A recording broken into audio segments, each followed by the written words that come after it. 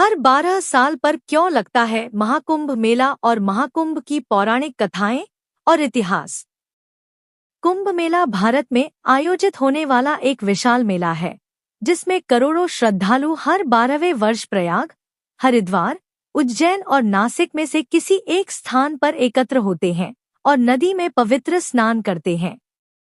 प्रत्येक 12वें वर्ष के अतिरिक्त प्रयाग में 2 कुंभ पर्वों के बीच 6 वर्ष के अंतराल में अर्धकुंभ भी होता है।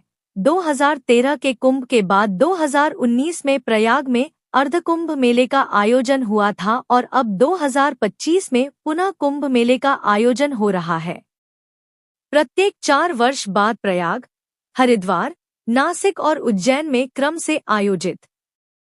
ज्योतिषीय गणनाओं के अनुसार यह मेला पौष पूर्णिमा के दिन आरंभ होता है और मकर संक्रांति इसका विशेष ज्योतिषीय पर्व होता है, जब सूर्य और चंद्रमा वृश्चिक राशि में और बृहस्पति मेष राशि में प्रवेश करते हैं। मकर संक्रांति के होने वाले इस योग को कुंभ स्नान योग कहते हैं और इस दिन को विशेष मंगलकारी माना जाता है, क्योंकि ऐसा माना जाता है कि इस दिन पृथ्वी से उच्च लोकों के द्वार इस दिन खुलते हैं और इस प्रकार इस दिन स्नान करने से आत्मा को उच्च लोकों की प्राप्ति सहजता से हो जाती है। यहाँ स्नान करना साक्षात स्वर्ग दर्शन माना जाता है। उद्धरण चाहिए। कुंभ का शाब्दिक अर्थ घड़ा, सुराही, बर्तन है। यह वैदिक ग्रंथों में पाया जाता है। इसका अर्थ अक्सर पानी के विषय में या पौराणिक कथाओं में अमरता, अमृत के बारे में बताया जाता है। एक मेला शब्द का अर्थ है किसी एक स्थान पर मिलना, एक साथ चलना, सभा में या फिर विशेष रूप से सामुदायिक उत्सव में उपस्थित होना। यह शब्द ऋग्वेद और अन्य प्राचीन हिंदू ग्रंथों में भी पाया जाता है। इस प्रकार कुंभ मेले का अर्थ है अमरत्व का मेला है। ज्योतिषीय महत्व। पौराणिक विश्वास जो कुछ भी हो, ज्योतिषियों के अनुसार कुंभ का असाधारण महत्व बृहस्पति के कुंभ राशि में प्रवेश तथा सूर्य के मेष राशि में प्रवेश के साथ जुड़ा है। ग्रहों की स्थिति हरिद्वार से बहती गंगा के किनारे पर स्थित हर की पौड़ी स्थान पर गंगा जल को औषधीकृत करती है तथा उन दिनों यह अमृतमय हो जाती है। यही कारण है कि अपनी अंतरात्मा की शुद्धि हेतु पवित्र स्नान करने लाखों श्रद्धालु यहाँ आते हैं। आध्यात्मिक दृष्टि से अर्ध कुंभ के काल में ग्रहों की स्थिति एकाग्रता तथा ध्यान साधना के लिए उत्कृष्ट होती है। हालांकि सभी हिंदू त्योहार समान श्रद्धा और भक्ति के साथ मनाए जाते हैं, पर यहाँ अर्ध कुंभ तथा कुंभ मेले के लिए आने वाले पर्यटकों की संख्या सबसे अधिक होती है। अगर आपके मन भी यह सवाल है कि हर 12 साल बाद कुंभ मेले का आयोजन क्यों होता है, तो बता दें कि इसका संबंध समुद्र मंथन से जुड़ा है। जब देवताओं और असुरों ने मिलकर समुद्र मंथन से अमृत निकाला था, अमृत को लेकर देवताओं और असुरों में युद्ध छिड़ गया था। उस दौरान अमृत कलश से कुछ बूंदें धरती के 4 स्थानों हरिद्वार, उज्जैन, प्रयागराज और नासिक में गिरी थी, जिसके बाद इन्हीं 4 स्थानों पर कुंभ का आयोजन होता है। माना जाता है कि देवताओं और असुरों के बीच अमृत कलश को लेकर 12 दिनों तक युद्ध चला था। देवताओं के 12 दिन मनुष्यों के 12 सालों के बराबर माने जाते हैं। इसीलिए हर 12 साल पर महाकुंभ का आयोजन किया जाता है। वहीं अर्धकुंभ मेला हर 6 साल में केवल प्रयागराज और हरिद्वार में आयोजित किया जाता है। तो पूर्ण कुंभ मेला हर 12वें साल पर प्रयागराज में आयोजित होता है। कुंभ की पौराणिक कथाएं क्या हैं?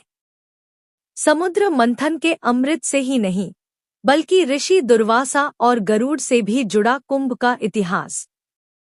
कुंभ मेला भारतीय संस्कृति का एक प्रमुख धार्मिक आयोजन है, जो पौराणिक और ज्योतिषीय दृष्टि से महत्वपूर्ण है। इसका आयोजन हर 12 साल में 4 प्रमुख स्थलों हरिद्वार, प्रयागराज, उज्जैन और नासिक में होता है। कुंभ मेला केवल समुद्र मंथन से जुड़ी कथा पर आधारित नहीं है, बल्कि महर्षि दुर्वासा के शाप और गरुड़ की अमृत कुंभ लाने की कहानी से भी इसकी शुरुआत मानी जाती है। पुराणों में वर्णित इन कथाओं के अनुसार जहां जहां अमृत की बूंदें गिरीं, वहां कुंभ पर्व की परंपरा आरंभ हुई। यह आयोजन धर्म, आस्था और ज्योतिषीय गणनाओं का अद्वितीय संगम है। कुंभ की पहली कथा महर्षि दुर्वासा का शाप। महर्षि दुर्वासा को उनके क्रोध और तप के लिए जाना जाता था। पौराणिक कथा के अनुसार जब एक बार दुर्वासा ऋषि ने एक दिव्य माला बनाई और इसे देवराज इंद्र को भेंट किया, तब देवताओं के राजा होने के अहंकार में डूबे इंद्र ने वह माला अपने ऐरावत हाथी के मस्तक पर रख दी। ऐरावत ने उस माला को जमीन पर गिरा दिया और अपने पैरों से कुचल डाला। महर्षि दुर्वासा ने इसे अपना अपमान समझा और इंद्र को शाप दे दिया कि उनका वैभव नष्ट हो जाएगा और देवता अपनी शक्तियां खो देंगे। इस घटना के बाद देवता कमजोर हो गए और असुरों से पराजित हो गए। इसके बाद सभी देवता भगवान विष्णु की शरण में गए, जिन्होंने उन्हें सागर मंथन की सलाह दी। सागर मंथन से अमृत कलश निकला, जिसे लेकर देवताओं और असुरों के बीच भयंकर संघर्ष हुआ। अमृत कलश से कुछ बूंदें पृथ्वी पर भी गिरीं। जिन स्थानों पर ये बूंदें गिरीं, वहां कुंभ मेला आयोजित होने लगा। कुंभ की दूसरी कथा, गरुड़ की अमृत यात्रा। गरुड़ को भगवान विष्णु का वाहन माना जाता है। एक अन्य कथा के अनुसार जो कुंभ मेले से ही जुड़ी हुई है। इस कथा के अनुसार प्रजापति दक्ष की 2 पुत्रियां कद्रु और विंता कश्यप ऋषि से ब्याही गई थी। एक बार दोनों बहनों में इस बात पर विवाद हो गया कि सूर्य के अश्व काले हैं या सफेद। कद्रु ने अपने नागपुत्रों को आदेश दिया कि वे अश्व की पूंछ से लिपट जाएं, जिससे वह काला दिखाई दे। विंता यह देखकर हार गई और दासी बन गई। विंता और उनके पुत्र गरुड़ को भी नागों की सेवा करनी पड़ी। गरुड़ ने अपनी मां को इस दास्ता से मुक्त करने के लिए नागों से उपाय पूछा। नागों ने कहा कि यदि गरुड़ अमृत कलश लाकर दे दे तो वे विंता और गरुड़ को मुक्त कर देंगे। गरुड़ ने नागलोक से अमृत लाने का साहसिक प्रयास किया। इस यात्रा के दौरान इंद्र ने गरुड़ पर कई बार हमला किया, लेकिन गरुड़ सफल रहे। अमृत कलश से अमृत की कुछ बूंदें 4 स्थानों हरिद्वार, प्रयागराज, उज्जैन और नासिक पर गिरी।